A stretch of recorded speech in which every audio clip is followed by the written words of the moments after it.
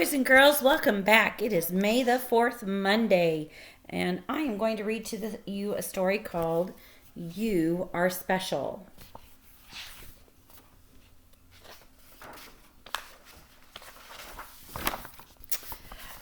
The Wemmicks were small wooden people. All the wooden people were carved by a woodworker named Eli. His workshop sat on a hill overlooking their village. Each Wemmick was different. Some had big noses, others had large eyes, some were tall, and others were short. And I'll go ahead and try and show you the picture while I'm reading. Some wore hats, others wore coats, but all were made by the same carver, and all lived in the village.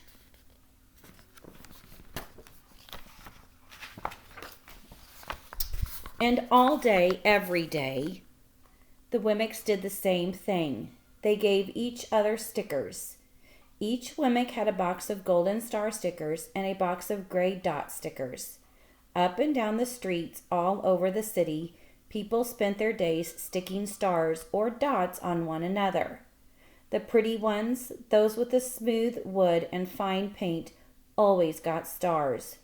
But if the wood was rough or the paint chipped, the Wemmicks gave dots. The talented ones got stars too. Some could lift big sticks high above their heads or jump over tall boxes. Still others knew big words or could sing pretty songs. Everyone gave them stars.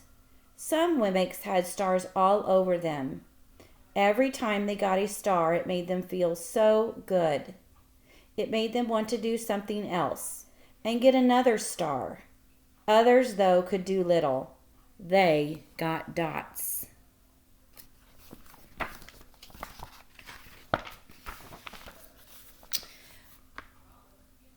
Punchinello was one of these. He tried to jump high like the others, but he always fell. And when he fell, the others would gather around and give him dots. Sometimes when he fell, his wood got scratched, so the people would give him more dots.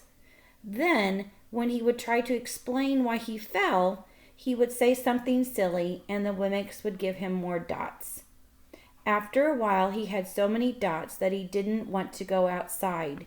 He was afraid he would do something dumb, such as forget his hat or step in the water, and then people would give him another dot. In fact, he had so many gray dots that some people would come up and give him one for no reason at all. He deserves lots of dots, the wooden people would agree with one another. He's not a good wooden person. And after a while, Punchinello believed them. I'm not a good Wemmick, he would say. The few times he went outside, he hung around other Wemmicks who had a lot of dots. He felt better around them. One day he met a Wemmick who was unlike any he had ever met. She had no dots or stars. She was just wooden. Her name was Lucia. It wasn't that people didn't try to give her stickers. It's just that the stickers didn't stick. Some of the Wemmicks admired Lucia for having no dots, so they would run up and give her a star, but it would fall off. Others would look down on her for having no stars, so they would give her a dot, but it wouldn't stay either. That's the way I want to be, thought Punchinello. I don't want anyone's marks. So he asked the stickerless Wemmick how she did it. It's easy, Lucia replied. Every day I go see Eli. Eli? Yes, Eli, the wood carver. I sit in the workshop with him. Why? Why don't you find out for yourself? Go up the hill. He's there. And with that, the Wemmick, who had no stickers, turned and skipped away. But will he want to see me? Punchinello cried out. Lucia didn't hear. So Punchinello went home. He sat near a window and watched the wood people as they scurried around, giving each other stars and dots. It's not right, he muttered to himself, and he decided to go see Eli. He walked up the narrow path on top of the hill and stepped into the big shop. His wooden eyes widened at the size of everything. The stool was as tall as he was. He had to stretch on his tiptoes to see the top of the workbench. A hammer was as long as his arm. Punchinello swallowed hard. I'm not staying here, and he turned to leave. And then he heard his name. Punchinello! The voice was deep and strong. Punchinello stopped. Punchinello, how good to see you. Come and let me have a look at you. Punchinello turned slowly and looked at the large bearded craftsman. You know my name? The little mimic asked. Of course I do. I made you.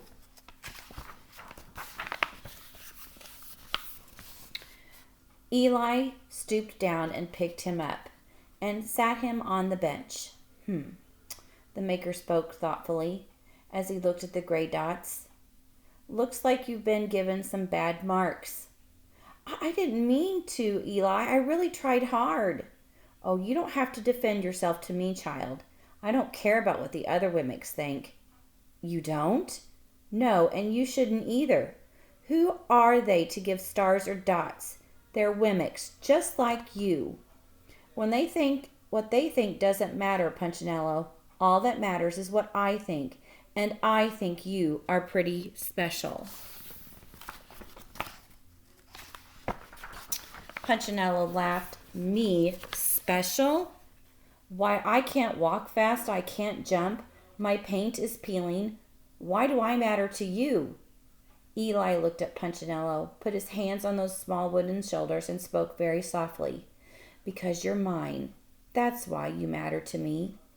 Punchinello had never had anyone look at him like this, much less his maker.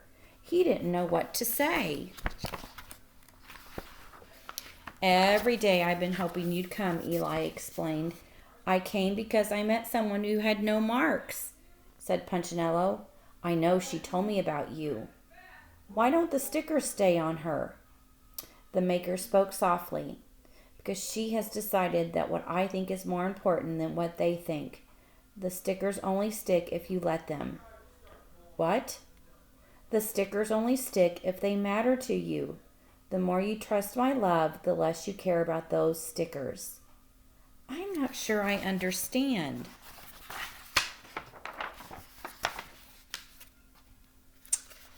Eli smiled. You will, but it will take time.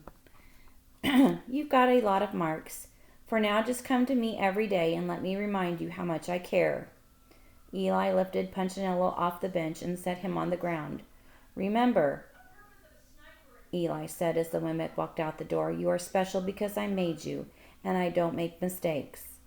Punchinello didn't stop, but in his heart he thought, I think he really means it. And when he did, a dot fell to the ground. Remember, you are all special.